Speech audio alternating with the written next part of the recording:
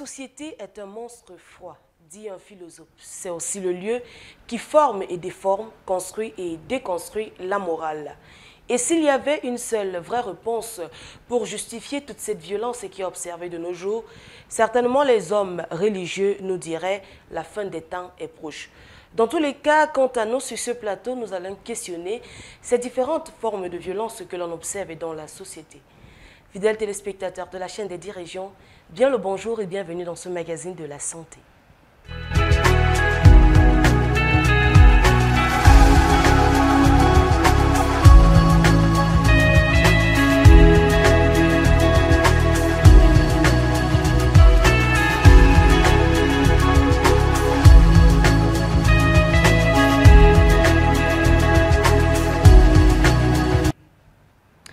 Bonjour une fois de plus à tous ceux-là qui nous suivent ce matin.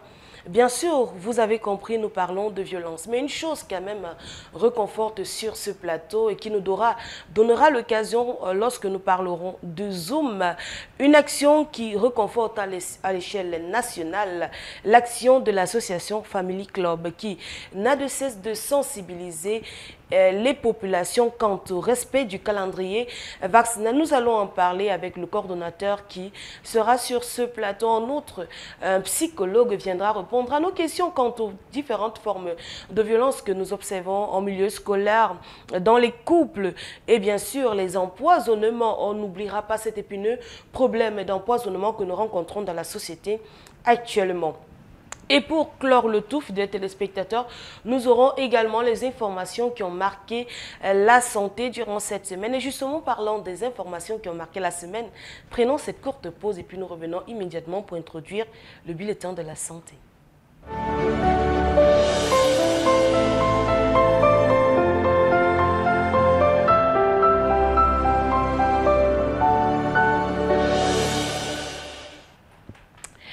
Fidèles téléspectateurs, bonjour et bienvenue à ce bulletin de la santé. Nous l'ouvrons en parlant de ce voyage déjà quelques semaines que le ministre de la Santé est à Genève. Le docteur Manaouda Malachi, chef de la délégation du Cameroun, accompagné par son staff technique, prennent part depuis lundi 22 à la 76e Assemblée générale de l'Organisation mondiale de la santé à Genève. Il a également été reçu en audience hier par la directrice exécutive de l'ONU-SIDA afin d'intensifier la lutte déjà engagée grâce à la couverture santé universelle. Couverture, voilà, et qui revient à une lutte acharnée contre le VIH-SIDA. Prenons cette information avec notre reporter. Ils représentent chacun le système de santé de leur pays. Ils prennent part aux travaux de l'Assemblée de l'Organisation mondiale de la santé. Parmi eux, le patron de la santé du Cameroun, le docteur Manaouda Malachi, accompagné des experts techniques du ministère de la Santé publique. Les thématiques abordées visent à revisiter le règlement sanitaire international, de renforcer la solidarité, l'investissement et les systèmes de santé résilients. Pour le Cameroun, l'emphase est mise sur la couverture santé universelle. En tant que nation, le Cameroun est déterminé à jouer pleinement son rôle pour la réalisation de cet idéal. C'est pourquoi, malgré les nombreux défis qui restent encore à relever, mon pays vient de lancer la phase 1 de la couverture santé universelle, axée prioritairement sur les femmes enceintes et les enfants de moins de 5 ans. Dans le cas d'espèce, plusieurs autres sujets développés dont la lutte contre les maladies, les épidémies et les pandémies, la problématique liée aux urgences de santé publique et la santé de la mère, de l'enfant et de l'adolescent. Pour rendre cette lutte plus pratique, le ministre Santé a obtenu une audience de la directrice exécutive de l'ONU-SIDA. Là, l'attention est portée sur la prise en charge pédiatrique des enfants atteints de VIH-SIDA ainsi que la transmission de la mère à l'enfant. Le patron de la santé au Cameroun, quant à lui, a émis le désir de prendre avantage de la franche collaboration qui existe entre l'ONU-SIDA et le pays de Paul Biya pour atteindre effectivement à l'horizon 2035 l'objectif 95-95-95. Madame Biaïma Wini envisage donc de se rendre au Cameroun en visite de travail au mois de juin. À cet effet, elle travaille étroitement avec l'ambassadeur en vue de l'effectivité de cette mission de haute importance. Son souhait, travailler avec toutes les autres administrations et les autres parties prenantes dans la lutte contre le VIH sous le leadership du MinSanté, afin de mettre fin à la propagation du virus au Cameroun. De Genève à Garoua pour parler du gouverneur de la région du Nord, Jean Abaté Eddy, qui lance une campagne de laparochirurgie au centre hospitalier de Garoua. Cette chirurgie se pratique à ventre fermé à moindre coût. C'est un fruit de la coopération entre le Cameroun et la Belgique.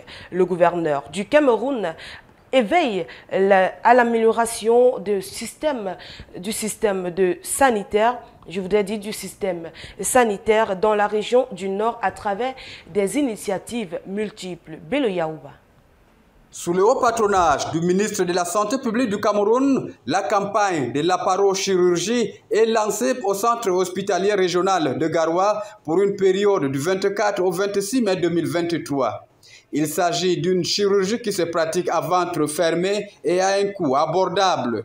Cette campagne, dont l'importance n'est plus à démontrer, est devenue possible grâce au partenariat entre le Cameroun et la Belgique qui entendent apporter un ouf de soulagement dans le domaine de la chirurgie.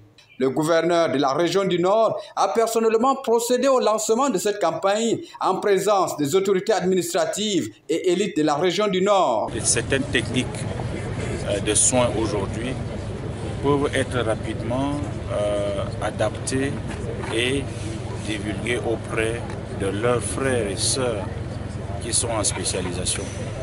Nous avons été très impressionnés par cette technique qui ne permet pas d'ouvrir le ventre comme on a souvent l'habitude de le faire, et ça permet aussi très rapidement que le malade puisse se récupérer assez rapidement.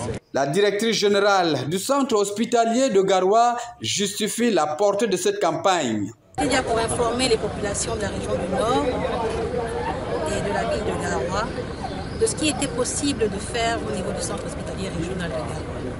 Donc toutes ces techniques chirurgicales qu'on voyait faire ailleurs sont maintenant disponibles et possibles dans notre ville de Garoua. La formation des cadres sera assurée par des experts avérés en la matière. On est là dans un cadre de mission de formation et de soins pour accompagner ces structures qui sont déjà suffisamment bien équipées et pour le bien-être des populations, de pouvoir faire localement des soins de qualité, des soins qu'on a toujours été recherchés ailleurs. Le secteur de santé dans la région du Nord continue à bénéficier de l'attention particulière du gouvernement et ses partenaires pour optimiser les soins. Parlons à présent des hépatites. 1,3% de la population souffre des hépatites C, contre 8,3% des hépatites B. Le taux de prévalence élevé est dû à l'ignorance et l'adoption des pratiques et comportements à risque. Au regard de cette situation, il est plus qu'urgent de sensibiliser sur les hépatites. C'est dans ce reportage que signe notre correspondant. Le nombre de décès dus à l'hépatite a augmenté au cours des 2 dernières décennies, ce qui témoigne d'un manque de sensibilisation et d'action à l'échelle mondiale. Le Cameroun est un pays à forte prévalence, s'estimant à 11,2%. Cette inflammation du foie est le plus souvent d'origine virale, mais elles peuvent également être causées par des facteurs environnementaux. L'inflammation du foie peut être causée par les médicaments, peut être causée par de l'alcool, ou bien peut être causée même par des infections telles que les virus. Là, on dira donc qu'on fait face à une hépatite virale. Mais sinon, il existe des hépatites médicamenteuses, des hépatites alcooliques, des hépatites toxiques dues peut-être à des substances chimiques ou bien même à certains médicaments de la pharmacopée traditionnelle qui sont parfois prises de manière abusive. Les hépatites virales B et C constituent des problèmes sanitaires majeurs et l'une des causes profondes du cancer du foie. La concerne surtout les hépatites virales de type B et de type C, en rappelant que l'hépatite D existe déjà chez un patient qui a déjà l'hépatite virale B. deux complications ont une prévalence assez élevée au niveau donc des hépatites B et C. Il s'agit de la cirrhose et du cancer. En général, la connaissance des moyens de transmission de la maladie aide à la prévention. La transmission des hépatites virales dépend du type. Lorsqu'on fait face à une hépatite virale A ou bien E, ici, il s'agit tout simplement des hépatites qui sont dues à la consommation des eaux souillées, des aliments souillés, contaminés ou des aliments mal cuits. En général, des hépatites virales B, C ou D. En général, deux types de méthodes de transmission de ces hépatites existent, la voie verticale et la voie horizontale. La voie verticale, il s'agit de la transmission mère-enfant. Dans la transmission horizontale des hépatites B, C ou D, il s'agit surtout des rapports sexuels non protégés. Il est donc question, en cette journée mondiale de sensibilisation aux hépatites, selon le calendrier de la santé, de sensibiliser aux problèmes liés aux hépatites virales et aux maladies qu'elles provoquent afin de mieux les faire connaître et limiter les décès. C'est avec cette sensibilisation sur les hépatites dont la journée est célébrée tous les 19 mai que nous refermons ce bulletin de la santé. Merci de l'avoir suivi. À présent, place au focus.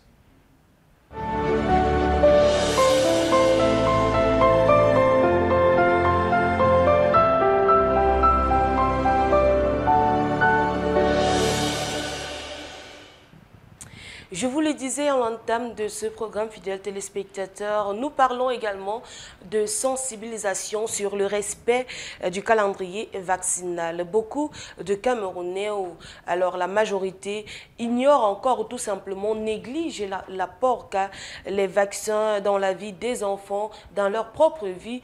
Et bien sûr, on connaît tous ces tabous, tout simplement, toutes ces idées reçues qui sont venues déconstruire ce solide fondement que nous avions depuis notre temps d'enfance sur les vaccins. Dans tous les cas, c'est ce qui motive davantage l'association Family Club depuis 2011 qui s'est lancée justement dans ce combat, sensibiliser, informer et davantage booster les uns et les autres à prendre en charge leur vaccination, à respecter justement le calendrier vaccinal. Et sur ce plateau, le coordonnateur de Family Club est présent.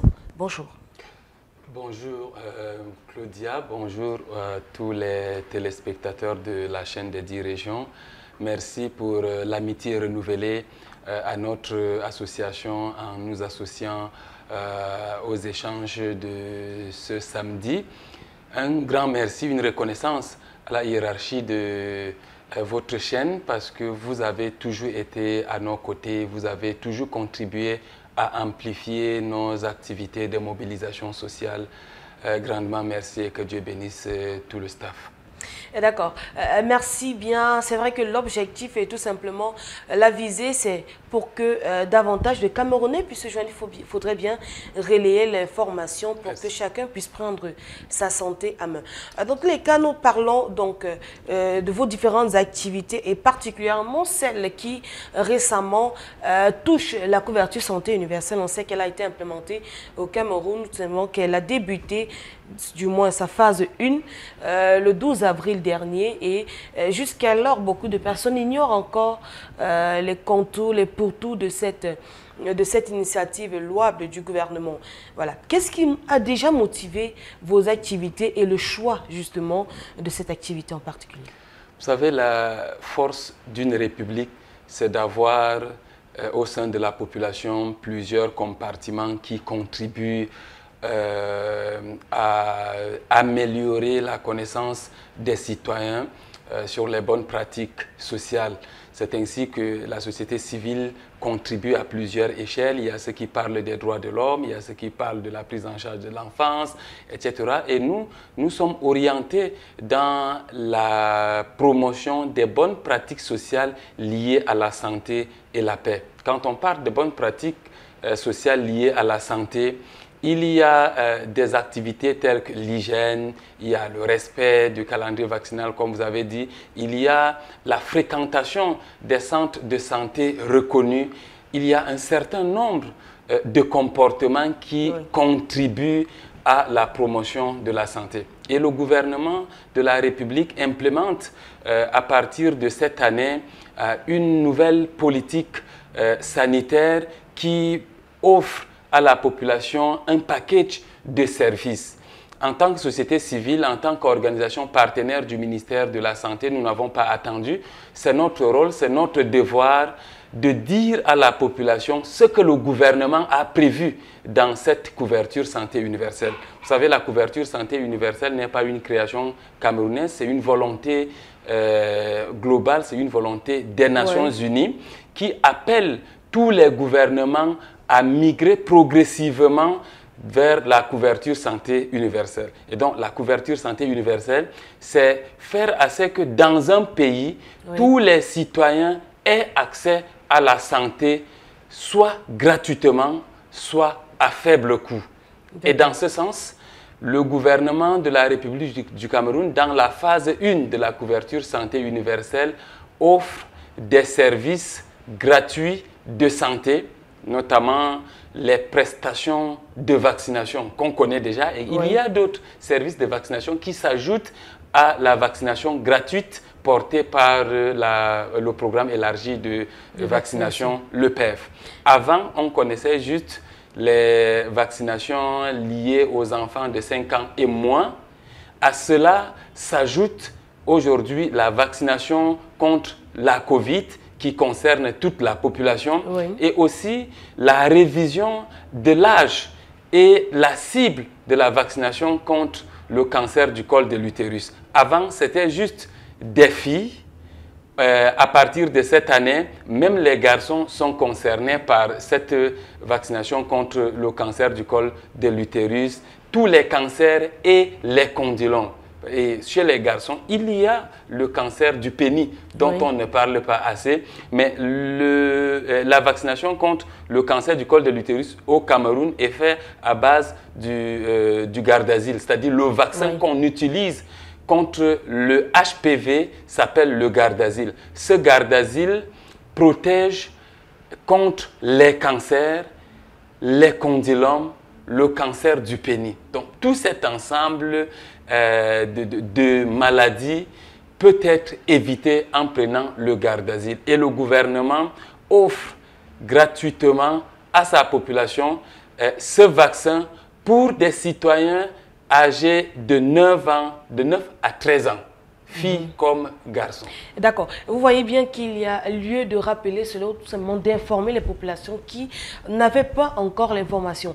Et vos activités sont faites de quoi, tout simplement? Vous avez déjà mené combien d'activités autour de cette information et justement, en quoi consiste votre travail sur le terrain? Le travail de Family Club dans la promotion de la couverture santé universelle au Cameroun, phase 1, consiste déjà à porter l'information. Une partie, je l'ai dit après votre première question, il y a un certain nombre de choses que les citoyens doivent connaître. Hormis la vaccination que j'ai décrite, il y a d'autres services dans la couverture santé. Les dialysés.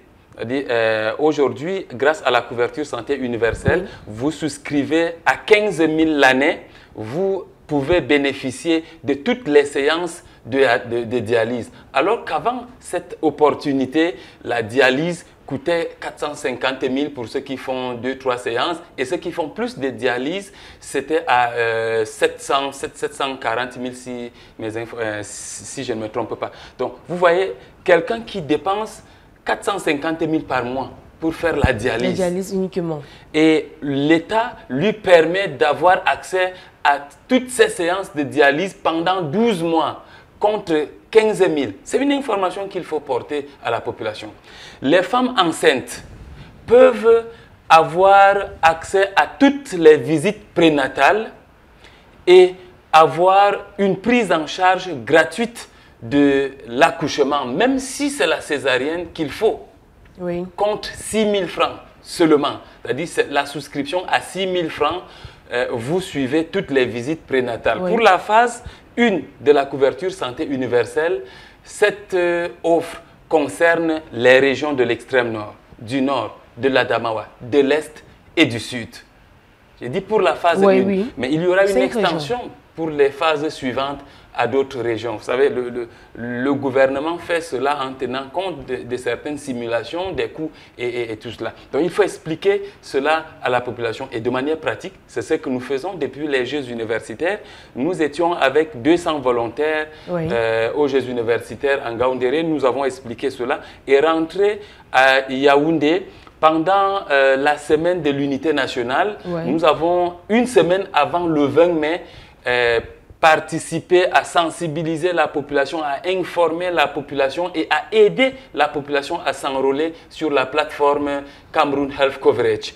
Parce que le préalable pour bénéficier des services de la couverture santé universelle, c'est se pré-enrôler sur la plateforme Cameroon Health Coverage. Après ça, il y aura des activités d'enrôlement dans les districts de santé et chaque citoyen enrôlé aura sa carte CESU, sa carte couverture santé universelle qui lui permettra de bénéficier de services. C'est ce que nous faisons. 4 régions ont été couvertes pendant la semaine de l'unité par nos volontaires, notamment le centre, l'Adamawa, le littoral et l'extrême nord. Et dernièrement, vous y étiez, Camdis était, nous avons lancé la série des conférences dans les universités par l'université de Yaoundé 1. Nous avons mobilisé une 50aine de leaders d'associations au sein des universités pour leur expliquer ces différents services offerts par le gouvernement et leur montrer comment on s'enrôle pour qu'ils puissent enrôler leurs camarades dans les campus universitaires. Nous préparons d'autres descentes dans les universités de Yaoundé 2, de Douala, de Ngaoundéré, de Maroua, de Garoua, etc. Donc, sur le plan pratique, voilà ce que Family Club fait dans la promotion de la couverture santé universelle. Porter l'information à la population, aider la population à s'enrôler, à se pré-enrôler sur la plateforme afin de bénéficier des différents services, des différents packages qu'offre le gouvernement camerounais. D'accord. Merci bien pour ce déroulé des activités de Family Club qui, en rapport avec la couverture santé universelle, c'est vrai qu'on s'intéresse un tout petit peu à cette plateforme qui a été mise sur pied par le gouvernement, par le ministère de la Santé publique, afin de permettre aux uns aux autres de jouir. Mais la question que je vais poser peut-être avant qu'on illustre en image comment ça se passe, l'enrôlement pour que davantage de Camerounais puissent s'enrôler, je voudrais déjà savoir comment, à quoi servent véritablement ces plateformes? À quoi servent? Est-ce qu'il faudrait automatiquement être enrôlé dans la plateforme pour pouvoir bénéficier de l'action, par exemple, pour les femmes enceintes dans les 5 régions qui peuvent profiter d'une subvention en fait en termes de maternité et pour les personnes qui sont sous hémodialyse? Oui, en fait, il y a plusieurs services que le gouvernement offre. Le service accessible à tout le monde partout où il est. C'est où il y a Internet, c'est pour ça que nous faisons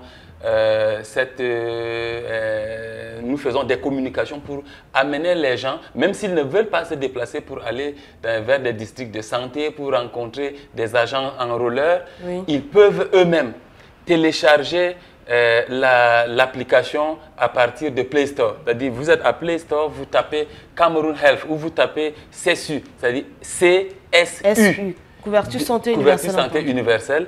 Et vous pouvez télécharger l'application. Vous suivez juste les indications en introduisant votre nom, quelle est la pièce que vous utilisez, si c'est la CNI, l'acte de naissance, la carte de séjour, etc. Vous choisissez, vous donnez les numéros, ainsi de suite, vous permettez au ministère de la Santé d'avoir des données sur vous. Ça, c'est le rôle de la plateforme. Il y a aussi au niveau du ministère de la Santé, au niveau de la coordination de la couverture santé, des activités qui sont menées, qui ne sont pas les nôtres, qui consistent à déployer des volontaires de manière pratique qui peuvent enrôler les gens, prendre des informations sur des papiers et faire l'enrôlement en ligne. en ligne, c'est pour centraliser l'information, c'est pour recenser un nombre important de personnes et avoir une base de données au niveau central. Mais à la base, il y a des délégations régionales qui travaillent, il y a le fonds régional de promotion de la santé. Chaque région a un fonds régional et c'est le fonds régional qui porte la couverture santé universelle. Parlant de en ce qui concerne les femmes enceintes, j'ai parlé de 5 régions, oui. Nord, extrême nord, Adamawa, Est, Sud. Dans chaque région, il y a le fonds régional qui porte cette activité d'enrôlement des jeunes, des femmes enceintes. Avant la couverture santé, c'est un programme qui portait. Ce programme s'appelait Chèque Santé. Donc, désormais, Chèque Santé sera inclus dans la couverture santé. Oui, dans les fonds régionaux. Oui. Et c'est les fonds régionaux qui vont faire exactement ce que Chèque Santé faisait, qui était envoyer les gens sur le terrain, enregistrer les gens dans les districts de santé, etc. D'accord. Merci bien, très bien expliqué. Dans tous les cas, je vous propose pour que les uns les autres puissent cerner comment ça se passe une fois qu'on a téléchargé l'application. Chacun peut le faire à la maison pour bénéficier des avantages de la couverture santé universelle. En tout cas, c'est en image avec le concours de notre réalisateur Fanos Simi. Bonsoir à tout le monde. Aujourd'hui, on va apprendre à s'enrôler dans l'application Cameroon Health Coverage. Alors pour avoir l'application, c'est simple. Vous partez dans Play Store, dans la barre de recherche, vous entrez Cameroon Health Coverage. Alors nous, on va s'enrôler immédiatement. Voici le formulaire qu'on nous fournit. Vous renseignez votre nom. Ensuite, vous renseignez votre prénom. Vous renseignez la date de naissance. Vous renseignez le lieu de naissance, le genre, la profession, type d'identification. Vous cliquez sur la pièce que vous avez à votre disposition. Nous, on va cliquer sur récépissé de la carte nationale d'identité. Si c'est le récépissé de la carte nationale d'identité, le numéro commence par kit. Vous renseignez le numéro de téléphone, l'adresse email. À ce niveau, vous renseignez le quartier si vous êtes dans une ville et le village si vous êtes dans un village. Aide de santé la plus proche, personne de contact. Ici, vous entrez les informations d'une personne qu'on peut contacter au cas où vos numéros sont injoignables. Après avoir entré le numéro, vous dites la relation que vous avez avec cette personne de contact. Vous renseignez votre région de résidence, désir de santé. Vous devez fournir une photo avec laquelle on peut vous identifier facilement. Cliquez dessus. Si vous n'avez pas de photo dans votre galerie, vous cliquez sur caméra. Dans le cas où vous avez une photo dans votre galerie, vous cliquez juste sur galerie. Nous, on va cliquer sur galerie pour aller chercher une photo rapidement dans notre galerie. Si la photo est acceptée avec succès, vous cliquez sur vérifier les informations. Vous vérifiez si toutes vos informations sont correctes. Vous cliquez sur enregistrer. Et c'est tout. Merci d'avoir regardé cette vidéo et à la prochaine. Voilà, de retour sur ce plateau très bien expliqué pour ceux-là qui veulent se pré-enrôler même à la maison sans avoir besoin d'une personne qui va aider. On peut le faire soi-même à la maison et s'enrôler pourquoi pas faire bénéficier un proche, un membre de famille, en tout cas une personne qui nous est chère, pourquoi pas nous-mêmes. Voilà, nous allons conclure avec Jonas Yetidia, coordonnateur de Family Club. Nous parlons de Youth Game for Vaccine. Voilà. Ce projet qui continue de faire parler puisqu'on parle toujours de vaccination, une sensibilisation va suivre le respect vaccinal. Mais cette fois-ci, c'est au travers des activités ludiques qu'on va permettre aux tout petits de mieux comprendre, de mieux cerner les enjeux, les avantages d'éviter les IST par la vaccination et justement d'autres pathologies. Oui, ça c'est la particularité de Family Club. Oui. Aller au niveau de la boue, c'est-à-dire aller dans les caniveaux pour utiliser les moyens de caniveau et faire comprendre le truc. Nous ne restons pas dans les bureaux, nous ne connaissons pas trop des zones et tout.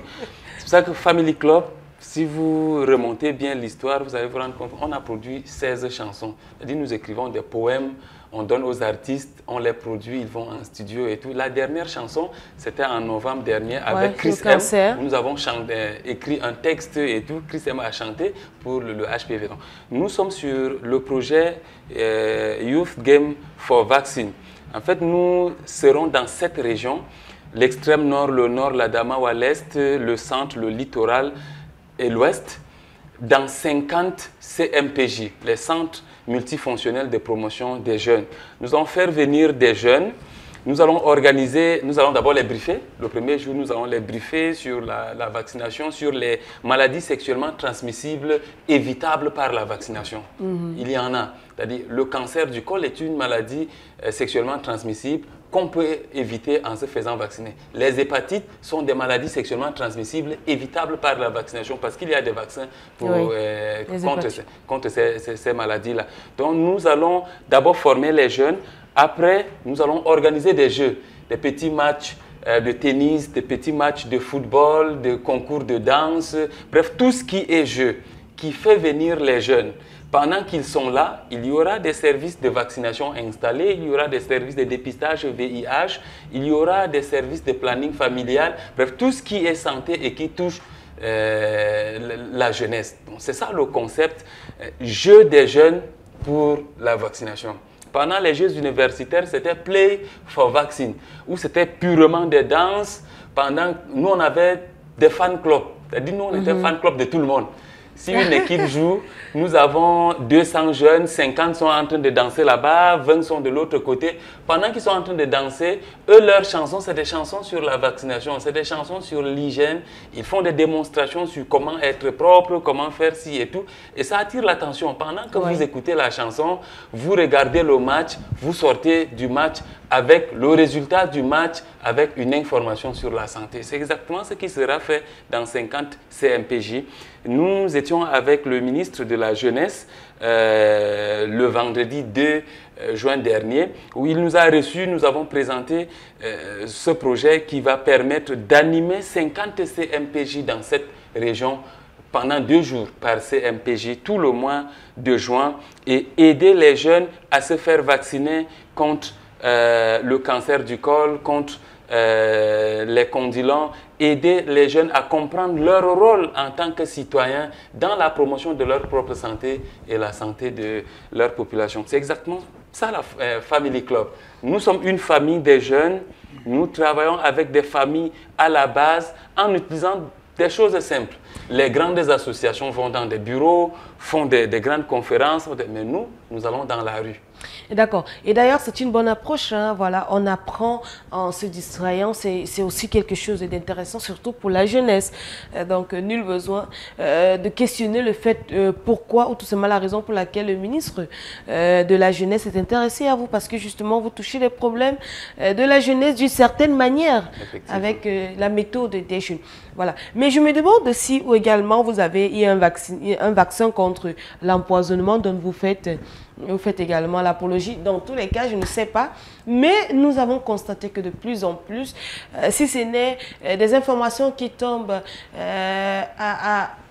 je vais dire, c'était à Mbalmayo, il y a eu des personnes qui ont été empoisonnées durant une fête et puis on ne comprend pas. Ou alors il y a un nouveau benguiste là qui est arrivé et c'est son cadavre qui remonte ou alors son cadavre ne peut plus retourner parce que justement la personne a trouvé la mort. C'est très fréquent, c'est devenu très fréquent dans notre société au point où lorsqu'on avait des amis, on ne peut plus faire confiance. Lorsqu'on est en train de boire et qu'on veut se déplacer, on bête à aller avec son verre parce qu'on ne sait pas même c'est notre frère et tout autre. Donc nous sommes intéressés sur la question et justement avec Zé, Monsieur Zé, qui est sur ce plateau, il pourra davantage éclairer notre lanterne. Bienvenue sur ce plateau.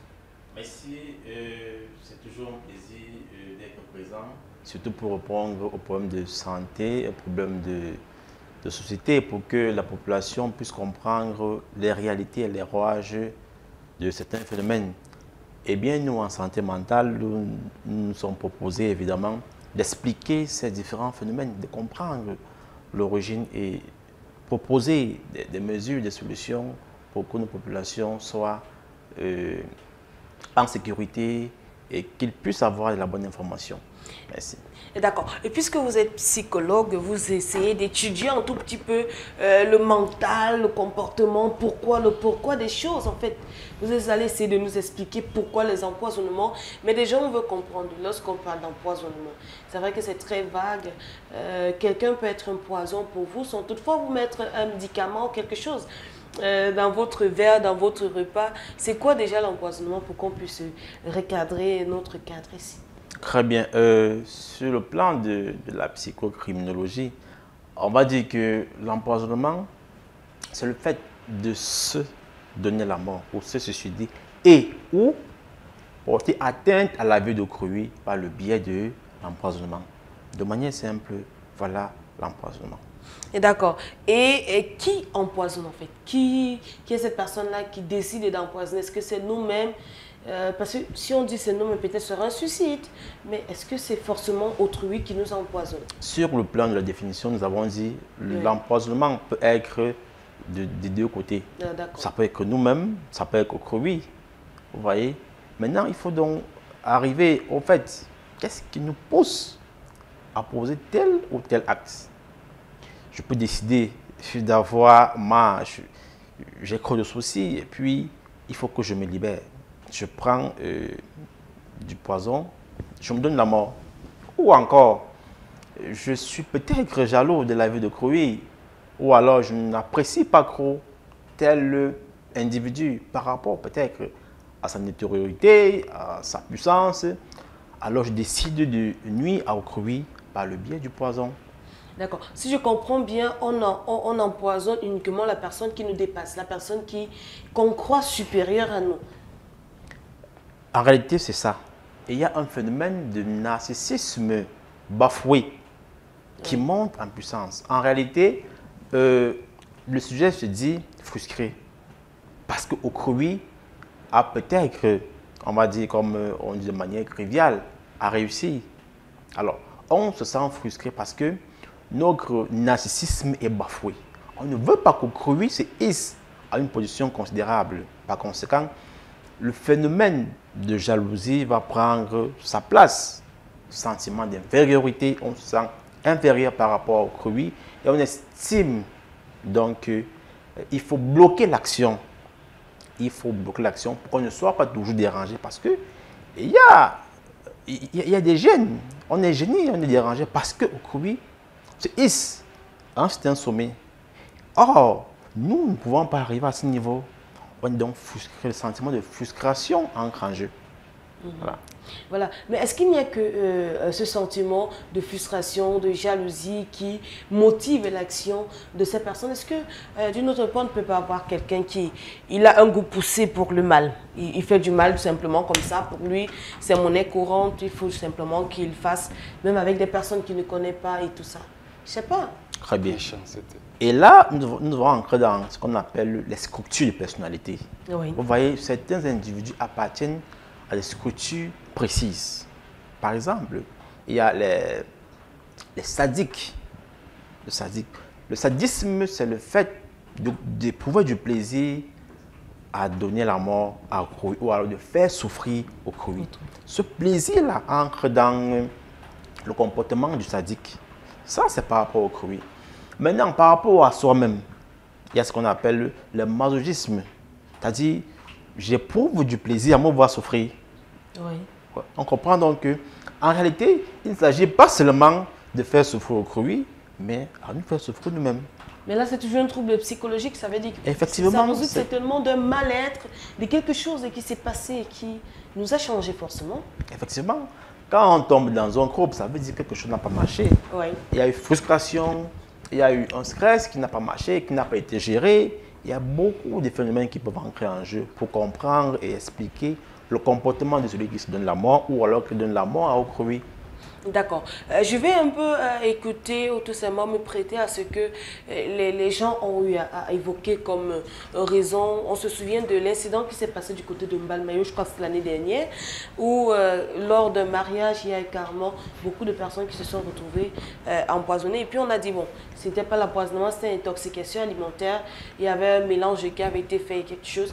Est-ce que justement l'empoisonnement parfois porte juste le chapeau d'une intoxication alimentaire? Très bien. Ce qui fait plaisir, ce qui est de comprendre, c'est qu'en réalité, le Cameroun ou l'Afrique a évolué. Ce qu'on a vu ailleurs arrive déjà en Afrique et au Cameroun. Oui. C'est-à-dire qu'on est déjà capable d'identifier les causes d'un décès. Les décès ne sont plus comme avant où on ne savait pas exactement ce qui s'est passé. On peut désormais faire l'autopsie. Et à partir de l'autopsie, on découvre que effectivement il s'agit d'un empoisonnement ou simplement d'autre chose. Voilà. D'accord. Et pour le cas échéant, c'était un empoisonnement? Pour le cas échéant, on s'est dit, des spécialistes ont étudié les cas, ils ont eu à faire l'autopsie, et puis il s'est révélé, je ne sais pas, qu'il s'agissait sûrement d'un cas d'empoisonnement. D'accord. Donc, un machisme qui s'est levé et qui a dit, bon, je vais arrêter. Pourquoi ils sont heureux? C'est moi qui aurais dû peut-être me marier et tout ça. Là, c'est le sadisme. Oui. Parce que c'est porter, c'est voir souffrir autrui. Oui, okay. Là, c'est le sadisme. Maintenant, le machisme, c'est à soi-même. Oui. Voilà, donc il faut on se fait du mal à soi-même. Voilà. D'accord. Merci pour la précision. C'est vrai, il y a beaucoup de situations. À citer certainement, on ne va pas terminer. On se souvient de Mme Cooper, on se souvient aussi de beaucoup de Benguis. Je crois que la liste est assez loin. On donne le nom à ces personnes-là qui viennent de l'Hexagone et qui viennent parfois pour des congés et autres. Et au point où on a carrément bloqué ces personnes-là qui ont maintenant peur de venir. Et avec cette situation, on se dit comment on va faire? Qu'est-ce qui doit être fait? Est-ce qu'il est même d'abord possible d'éviter ces empoisonnements? Qu'est-ce qui se passe dans la tête de ces personnes? En fait, comment faire pour bloquer, pour éviter ces empoisonnements? Très bien. Vous me permettez de revenir un peu. Oui. Lorsqu'on décide de nuire au cru, il s'agit là d'un phénomène de jalousie. Oui. Vous voyez? Et là, vous me permettez de venir prendre le complexe de Caïn, oui, qui est jaloux de voir son frère aimé par son père et non lui. Et qu'approuvé par son père et non lui. De là naît un sentiment de frustration. Et nous disons aussi, à la base, ça peut s'expliquer. Parce que les familles gagneraient davantage à dire à l'enfant, de donner la confiance à l'enfant. Dire par exemple, tu es beau, tu es fort, tu es intelligent, tu es sage. Cela permet à ce que l'individu ne soit pas frustré lorsque se hisse à un certain niveau. Mais peut-être sans vous couper, hein, je me souviens quand même, nous on a grandi dans ces environnements, nos parents, comment ils faisaient. C'était parfois visible que le papa préfère tel à tel autre parce qu'il est peut-être brillant à l'école et autres. Mais on n'avait pas cette mentalité de vouloir se suicider, de vouloir porter atteinte à la vie de l'autre. D'où viennent ces mentalités tout d'un coup? Justement, le phénomène va renaissant parce que on dit nous sommes à l'ère de lumière, à l'ère du progrès. D'autant que nous avons les médias qui contribuent beaucoup, les réseaux sociaux, on voit les grogues. C'est un phénomène naissant de l'imitation, ce qu'on a vu. Oui. Avant, le phénomène de grogue n'était pas poussé, mais aussi la grogue peut expliquer qu'un individu puisse donner la mort à autrui.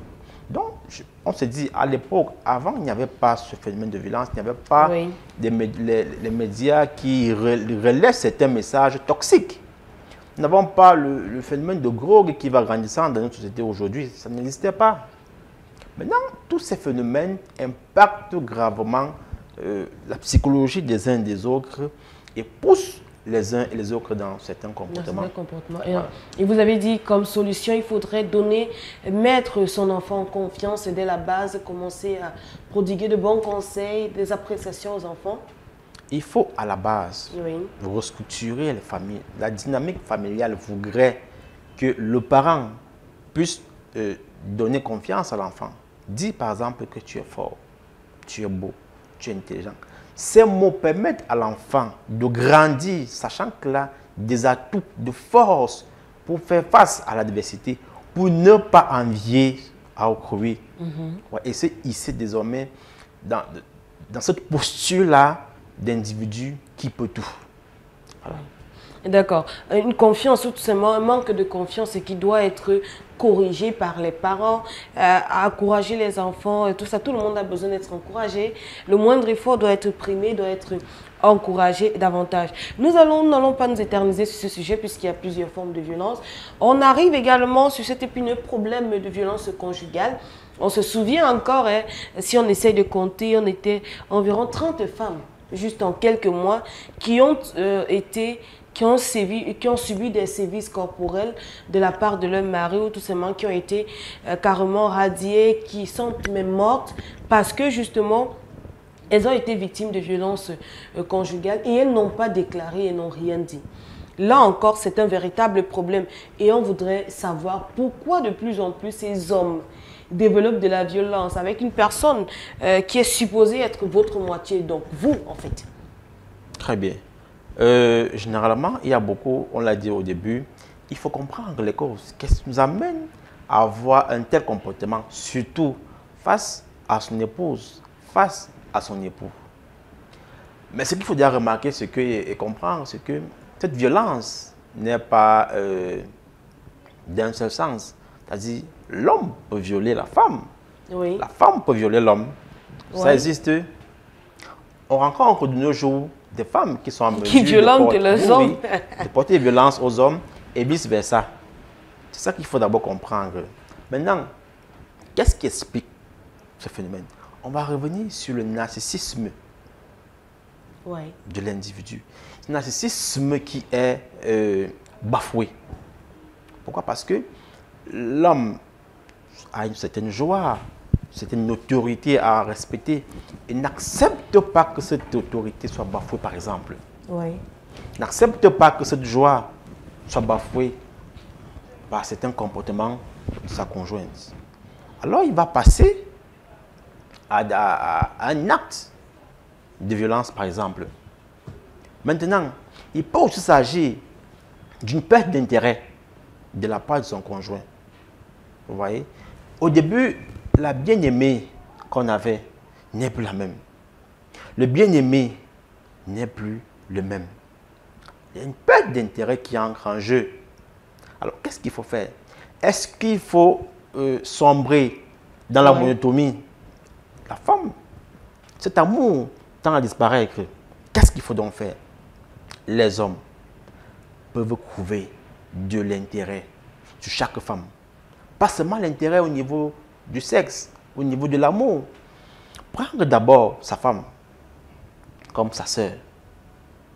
Ça peut aller. Si on sent que la relation fraternelle tend à basculer, on change. On peut la considérer comme une maman, comme notre mère. Vous savez, la mère, c'est celle qui couvre son enfant. Et l'enfant sait qu'il ne peut pas faire du mal à sa maman. C'est une considération. Si le plan parental bascule, on peut chercher autre chose. La femme peut être notre amie, notre pote. Et nous savons très bien, on ne peut pas faire du mal facilement à nos potes, à nos amis.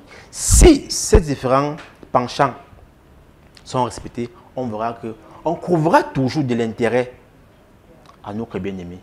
Voilà. Mais est-ce que cela ne s'explique pas du fait qu'on ait peut-être brûlé des étapes avant le mariage? Parce que ces différentes étapes qui sont évoquées, ce sont des étapes qui doivent intervenir avant l'union.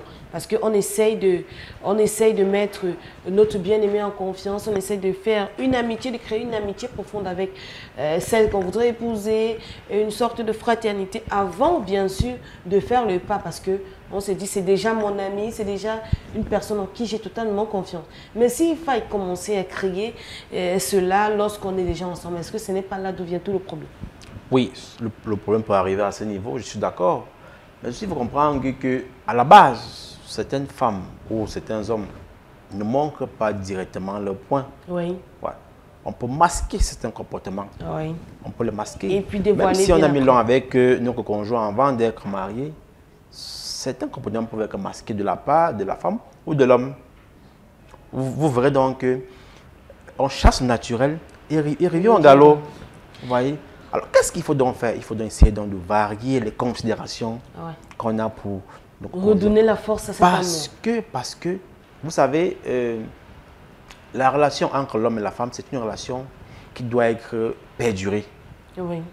Puisqu'on est coincé, on est contraint d'être toujours ensemble. Qu'est-ce qu'il faut donc faire?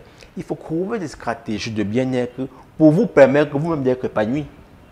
Si ça n'existe pas, on tombe dans certains phénomènes de violence. D'accord. Jonas Yetidia, puisque c'est un fait quand même de société, et que conseillerez-vous à une femme qui vous dit ou alors vous suspectez qu'elle vit des violences dans son foyer? Est-ce qu'il faudra qu'elle dénonce? Est-ce qu'il n'y a pas de représailles? Si elle dénonce, après, ça peut être plus grave. En fait, qu'est-ce que vous aurez conseillé? Nous avons travaillé sur la question dans la région de l'extrême nord, dans le cadre des activités financées par USAID, lutte contre l'extrémisme violent. Donc, il y a des structures qui existent, qui reçoivent des dénonciations et qui gèrent de manière professionnelle sans exposer. Mais la difficulté qu'on a toujours notée dans ces choses, c'est qu'une femme vous explique un problème quand elle est seule. Mais quand vous voulez l'aider, vous voulez l'aider dès que son mari est là, elle se retourne, elle va du côté de son mari, et vous ne parvenez pas à gérer. Mais moi, les violences conjugales, c'est difficile d'expliquer. On ne peut pas mettre ça sur le fait de l'amour tout simplement. Il faut revoir notre éducation. On a créer une société purement virtuelle parce que tout ce que nous sommes en train de vivre aujourd'hui, les gens ne vivent pas, hein. Les gens existent avec des conceptions qui ne correspondent pas à leur société et tout. On ne se marie pas pour se faire du mal. On ne se marie pas pour devenir milliardaire. On ne se marie pas pour être dans un environnement où tout va bien. C'est-à-dire, on se met ensemble pour trouver des forces et braver la vie. Parce que ce n'est pas votre mari qui doit être le premier obstacle, qui doit être celui que vous devrez combattre, ni vice-versa. Vous vous mettez ensemble pour affronter la vie. Malheureusement, sur tous les plans aujourd'hui, les luttes sont déplacées. C'est la vie qui est le problème, mais on laisse la vie pour lutter entre personnes. Toutes les guerres qu'il y a là, c'est parce que on se dit que c'est l'autre qui est l'ennemi, alors que l'ennemi, ce n'est pas l'autre. On se met ensemble pour affronter la vie qui est déjà un problème. Si on comprend la vie de la sorte, on aura résolu le problème. Il faut travailler l'éducation. Moi, j'ai grandi dans une famille, je n'ai jamais vu mon père taper sur sa mère, sur ma mère qui est sa femme. Je ne sais pas comment je pourrais taper. D'accord, peut-être la société va déformer à ce moment-là. Dans tous les cas, un dernier mot pour conclure, monsieur le psychologue. Très bien. Par rapport à ces violences que nous avons su évoquer. Voilà. Très rapidement. Par rapport à ces violences, je pense qu'on gagnerait à cultiver la patience entre les couples, mettre en lumière les actes d'amour. L'amour, ce n'est pas les choses simples. Bonjour, comment tu vas, comment tu as dormi. Accentuer le dialogue, rétablir la dynamique communicationnelle parce que le couple, c'est le dialogue. On passe par le dialogue pour essayer de souder les liens de communication. Parce que tout passe par la communication. Il faut qu'il y ait communication. En absence de communication, on tombe dans les dérives. D'accord. Merci beaucoup. Un dernier mot pour sortir. Les gens se marient sur la base des désirs charnels et disent que c'est l'amour. Ça, c'est des choses qui finissent après 1 an, après 3 ans. Donc, nos parents n'avaient même pas besoin de prendre 10 ans, s'étudier, faire un contrat pour se marier. On met les gens ensemble, on leur explique les enjeux de la vie. Vous êtes là, vous allez bâtir une autre famille, vous aurez faim, donc travaillez pour manger. Vos enfants vont tomber malades, travaillez pour avoir des moyens pour ça. C'est ça, le couple. Le couple ne se bâtit pas sur des désirs charnels. Je suis beau, j'ai de l'argent, je peux t'acheter tel truc, tu viens, après l'argent l'a fini et ça se gâte. Non. Voilà. Il faut se mettre ensemble pour regarder vers l'horizon. D'accord. D'ailleurs, davantage être mature, davantage comprendre la vie, comprendre les enjeux et surtout se fixer de bons objectifs. Si on décide d'être un citoyen modèle, je crois qu'on va éviter beaucoup de violence. Merci à vous de nous avoir suivis. Merci d'avoir été nombreux à écouter ce magazine de la santé. Le rendez-vous est donné pour samedi prochain, 10h. Portez-vous bien et bon week-end à tout le monde.